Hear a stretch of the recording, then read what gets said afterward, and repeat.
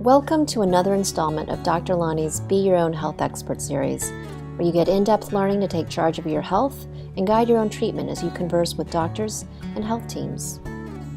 Today, Dr. Lani Simpson talks about nutrition for bone health. What's a good diet for our bones? We hear a lot about different diets. My focus is going to be on a whole foods diet. Some of us may need very restrictive diets depending on our situation. But this is general information regarding nutrition and our bones. So first we need to understand, and what I would really recommend is that you utilize my book along with this recording, because there's a lot of information in that nutrition section. You should probably read it more than once, maybe 3 times. Because first it's understanding the macronutrients, the protein, the carbohydrates, and the fats. And understanding that we've kind of bought into for many years the notion that fat is bad. Some fats are bad, but fats in general are super healthy, and we really need them. And what we really need to be cutting back on are eliminating our processed carbohydrates and simple sugars.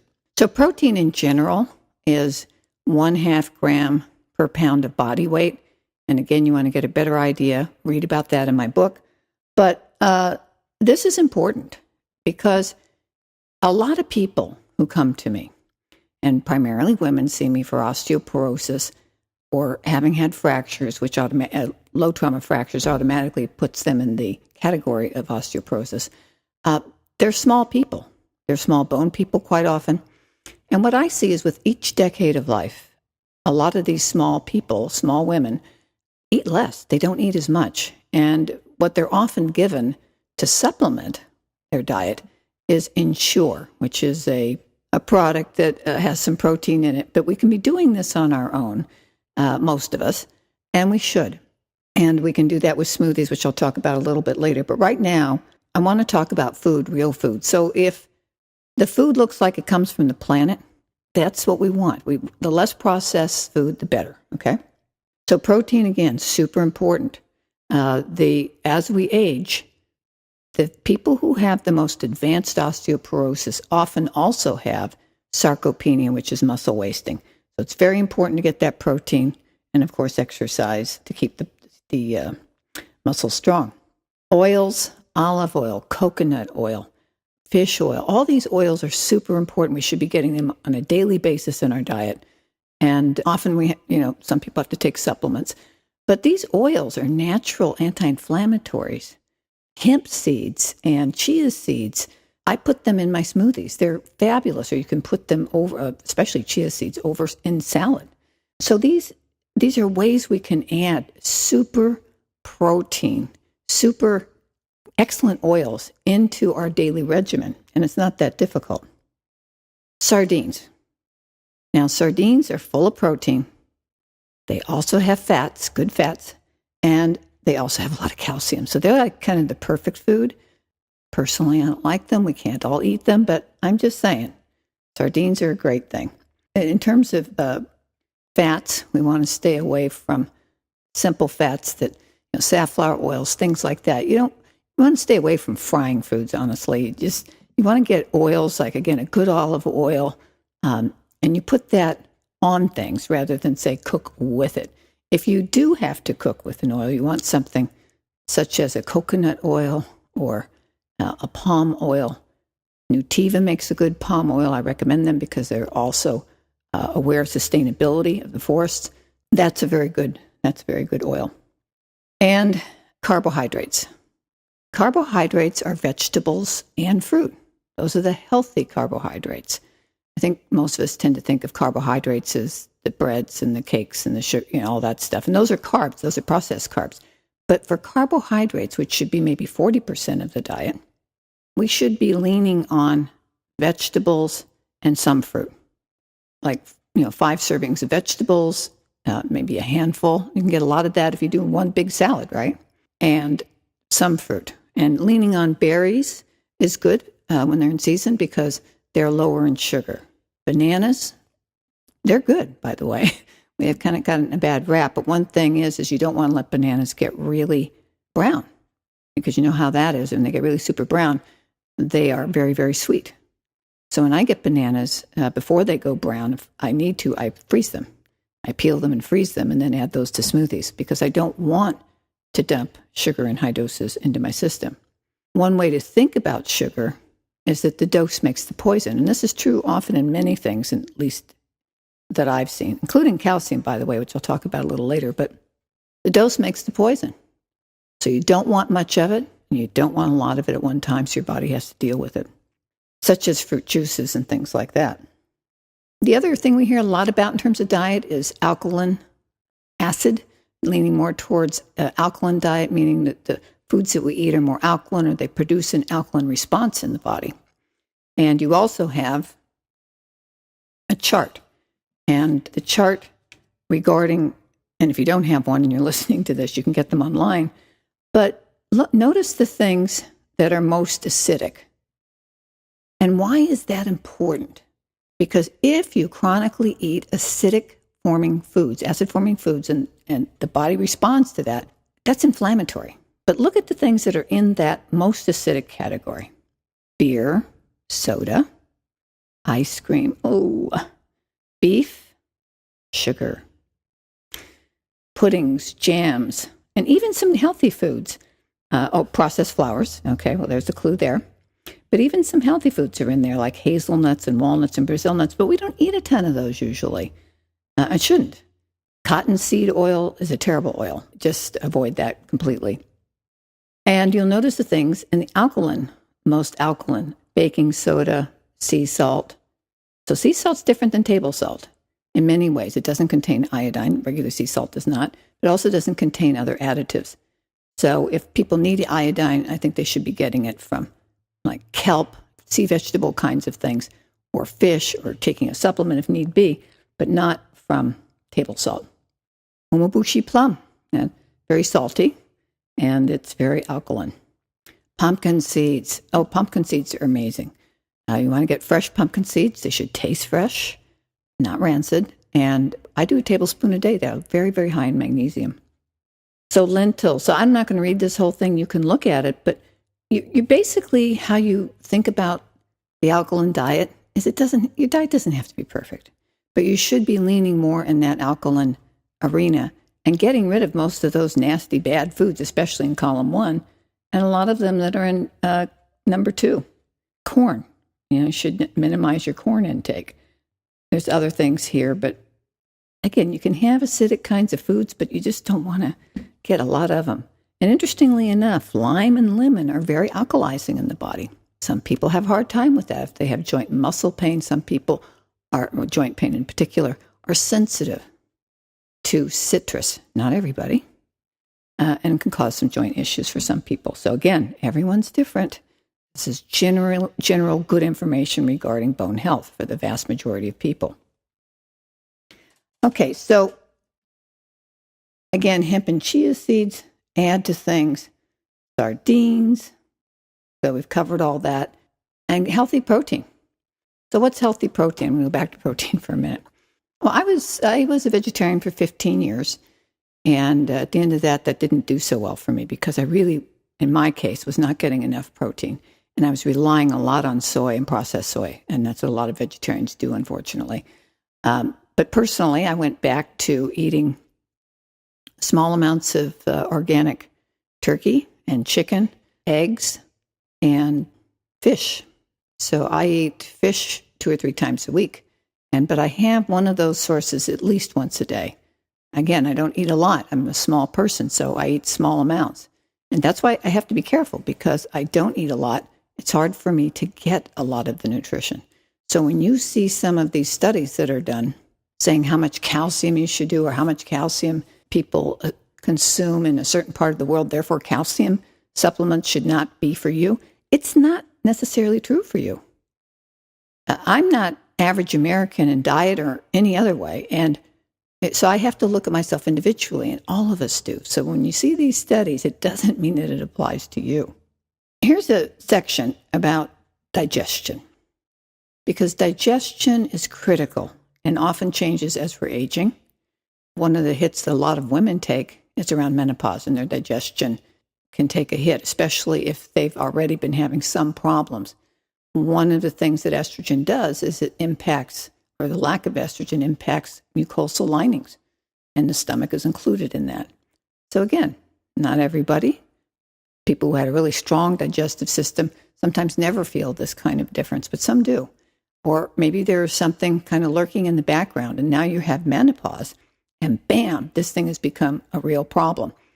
Food sensitivities, things like that. As we're aging with each decade of life, our systems can become more sensitive, so we have to be more attentive. We can't get away with what we used to get away with. And by the way, we didn't really get away with it back then. I smoked cigarettes in my teens, ate horribly, and that's part of the reason I ended up with osteoporosis. It was less about me losing bone, but that I never gained it because of that poor diet, that time when we're really building up the health of our body. So digestion is super important.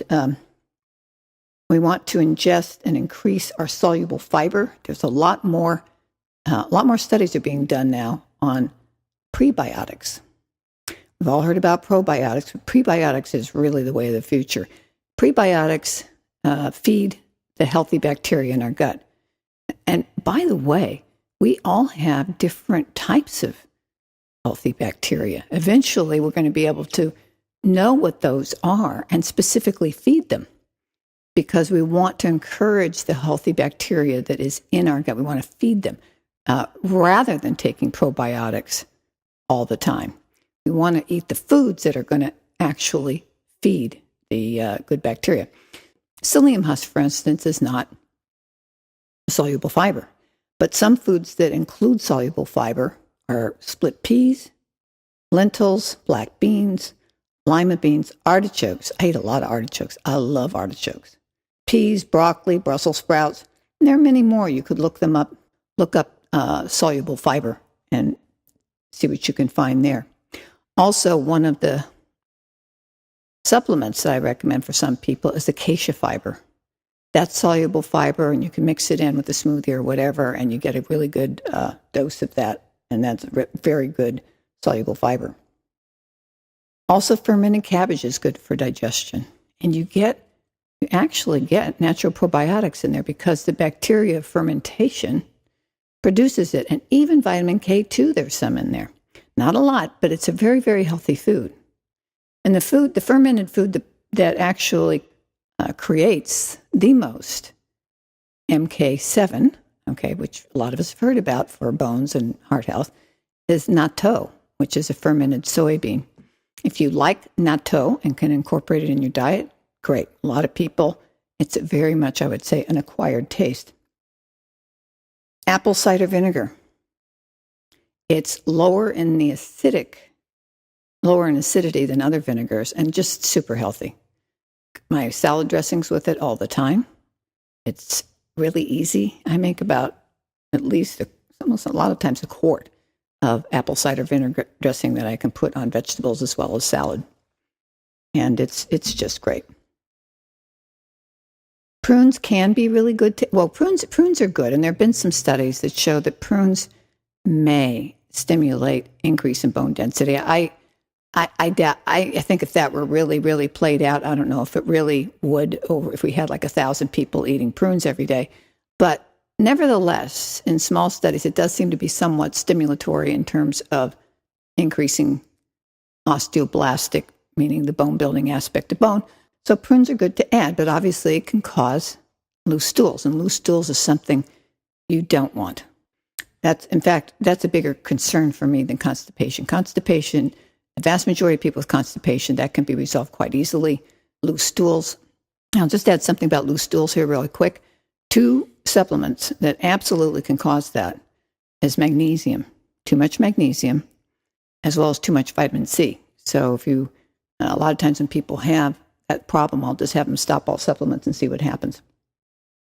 That said, prunes obviously are great if you do have slow bowel movements or constipation on a regular basis. So that would be something you can test out. And some people also have stomach reaction, digestive reaction to prunes. Prunes, as any dried fruit, has a lot of sugar in it. So again, remember that idea. Dose makes the poison. Eat 2, don't eat 4. Getting calcium from our food is important. We hear a lot about this. There's calcium in greens, of course, dairy. I would lean more on yogurt or kefir, unsweetened. Sardines, there it is again. So sardines, it has protein, calcium, and healthy omega oils. But get the sardines that are packed in water if you get them in a can or fresh, not packed in oil. Broccoli, bok choy. And again, in my book and other sources, you can find out high sources of calcium in the diet. But here's the deal. Do we absorb all that calcium? So you might see a certain amount is in spinach. Well, we don't absorb much at all from spinach because it has high oxalate content. And again, that's in my book too, but the high oxalate content, oxalates attach to the calcium and basically take it out of the system. So spinach has a very, very high oxalate content. And there are other things that combine with calcium. That's why you have to be careful about calcium. Some people do not need to take any calcium, especially those who are eating dairy 3 times a day, which I don't recommend. I recommend maybe 1 or 2 doses from dairy, with the fat, by the way. You want low fat or you want fat in it. You don't want non-fat. And again, rather than milk, leaning towards organic, always organic when you're eating dairy, yogurt and or kefir. Some people just also need to do calcium supplementation. And this isn't about supplements in this section, but I want to say it here because if and when I think somebody needs supplementation, who might need that? Somebody who has loose stools or malabsorption, somebody who has low calcium in the blood, even when they have enough vitamin D. Or maybe their calcium shows up super low in a 24-hour urine, which gives me a sense too. So some people need it, but when I do recommend it, it's maybe 150 or 200 at a time throughout the day. That's the problem when you're looking at a lot of these studies on calcium that are out there. They're based on studies when doctors were offering people, say, 2,000 a day of calcium supplements, regardless of how much they're getting in their diet. And these people were taking it all at once. And they were taking calcium carbonate. And I could do a whole hour-long tape on calcium, types of calcium, whether or not it's elemental, et cetera, et cetera. But yes, you want to get as much as you can from food. But some people need supplementation. So greens, as I said, remember that those have more oxalate in it. Kale, same. Collards is one of the best greens. Less oxalates, you'll definitely get more calcium from that. And a note about potassium. Potassium was one of my 5 all-stars in my book because we don't hear much about potassium and certainly don't think about potassium generally in bone health. There's a great article on my website about potassium. Potassium-rich foods, coconut, young coconuts, coconut water is good in potassium, and certainly bananas, but again, you don't want them to be overripe. Potatoes, they've gotten a bad rap too. Don't eat a huge amount of them, but a baked potato is fine. Not French fries. So there are a lot of ways to get additional potassium in the diet. So read that section in my book as well as maybe read that article on the website. And during the summer, by the way, melons are extremely rich. Watermelon is fabulous and has a ton of potassium in it. And what about water for our bones? Do our bones need water? Everything needs water in our body. And how do we get water? Well, water's important to get just plain water, filtered water, when you can. Herbal teas, and of course, herbal teas that I recommend for bone health, nettles, oat straw. Those 2 herbs are my top 2 because they contain just about everything bone could need. You can see the recipe here, and there's also a recipe on my website on how to make it very, very strong so that you get more out of it. Lemon water is another thing that is very good to do in the mornings, it turns out. As we're aging, our kidneys and bladder tend to need a little help. And what happens when we have lemon water in the morning is it tends to expel the bladder. So sometimes what we see is women as they're aging getting more bladder infections again. And some of that is just probably that's not expelling as well as it used to, etc. So having some hot lemon water first thing in the morning isn't a bad idea at all. Another herb that I think is fabulous to work with is turmeric. It's such a beautiful color, too. I put it in a salt shaker. Not everybody can use turmeric. Some people have to be careful, like people would say with low platelets or clotting issues, because it does thin the blood, which is why it's so good for most people. Okay, but again, not everyone, and certainly not in high doses. And it's a natural anti-inflammatory, which is why we think it's also good in terms of dementia. Some additional things that we can do that are helpful to our bones and our muscles. Epsom salt bath. I will add as much as maybe a quart of salts to one bath. There were some studies done by a woman researcher, and I found her when I was doing the research for my book, where they had people do baths and showed an increase of magnesium in the blood following the bath. So that was an interesting small study, but sometimes small studies, if well designed, can yield some decent information. I'm not saying that it's going to raise the magnesium in your blood significantly, but it is a good thing to do. And it's really good for muscles.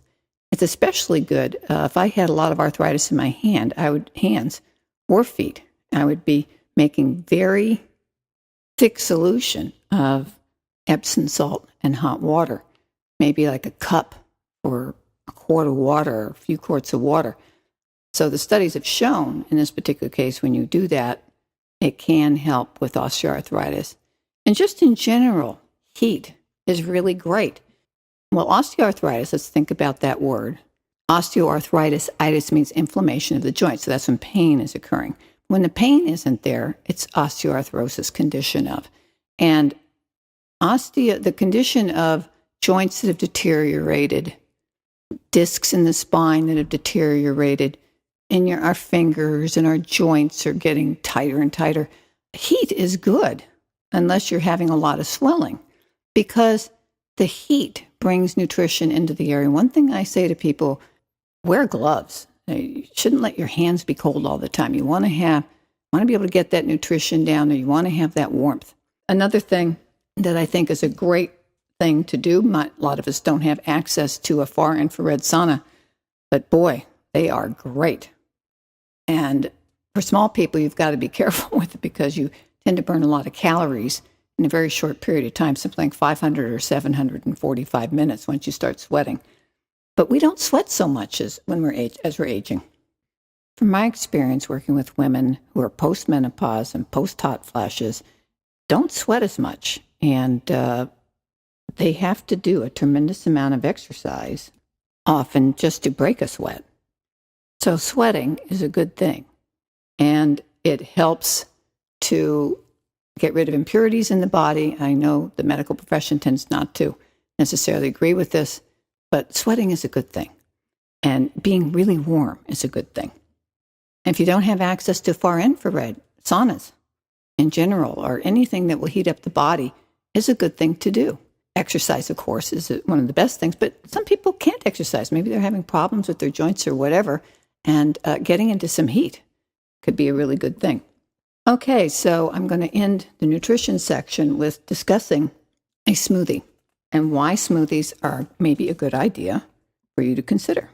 The great thing about a smoothie is that you can get a lot of very healthy nutritional items in a smoothie and still make it taste good. And that's the trick, is you've got to find protein powder that you like and that you'll use. So I have one, and I really like it, and I don't use any juice with it. You don't want to use juice in a smoothie. The type protein powder that I use is sweetened with stevia. Stevia is by far the best sweetener. It's better than xylitol. It's better than some of the other natural sweeteners. Xylitol's okay. Some people are sensitive to it, and that too can cause loose stools. Stevia, on the other hand, for most people, it tends to be okay, and also very alkaline, by the way. But a lot of people don't like that taste of stevia, so there is an art, and some of the protein powders have discovered that and do it very well. As far as bone goes, whey powder has been shown to be the best for protein and stabilizing bone loss. I personally don't use whey, again, because I'm actually allergic to dairy. Some people are. Apparently, whey is not supposed to impact those who are allergic to it, but a lot of people don't want to take that risk. That's myself included. And plus, since I've been off dairy for many years, I can't stand the taste of dairy, and I used to love it. You know, you don't need dairy to make a good smoothie. So you want, and here's another tip, no more than 15 grams to 20 at the most should be added by a protein powder. Because you're going to be adding, as you'll see here by my recipe, more things that have protein in it, and you don't want to overload the kidneys. I see some people doing like, again, the dose can make the poison, right?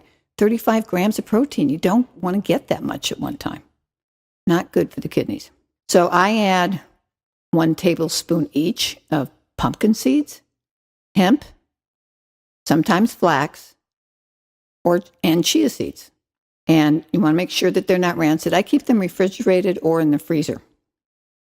Then I'll add 3/4 cup of organic baby greens or some other, just greens, add to that. And then I'll use berries quite often when I have them. So I'll use 1 cup of berries, or I use a 1/2 cup of berries and a 1/2 cup of unripened banana. And I will also often add maybe a tablespoon of some other nut in there. So again, you're seeing that I'm adding protein to that. So I don't really need to add that much protein powder. So maybe 15 grams. And I do need that. So I eat small amounts throughout the day. I don't get a lot of protein in my case. And also this agrees with my system very well. I don't get bloated afterwards, and it's easy to digest. And I use a Vitamix. So in terms of that's one of my most important items in the kitchen, is that Vitamix. And I also love pressure cookers, and I also have a slow cooker. Those 3 items are really, really important. So that's it with the smoothie. I add my greens, I add a reasonable amount of berries and or a banana, and then you can start leaning on, this would just be sort of your first attempt, more green smoothies. So that you can do a totally green smoothie, add some ginger, some carrot, and so forth in the Vitamix. You're using the whole food. And then maybe you might need to use a little water to thin it out. But that's the one thing that's great about a Vitamix, is that you're getting the whole food. Or you can even throw an apple in there. So you have to just experiment around, and there are a ton of recipes on the internet as well. Sometimes people will add coconut water. Or coconut milk, rather. And that can be really good. The thing about coconut water is, remember, there's a lot of sugar in it, so you don't want to do a lot of it. It's got a lot of potassium. I support it. But you want to try to eat the whole foods when you can. And the big effort here is sugar reduction. Okay? All right. So hopefully this is helpful. And again, when you're thinking about smoothies, think about maybe in the beginning 60% fruit, 40% veggies, and then moving on to more veggies than perhaps fruit. All right. Happy bone building.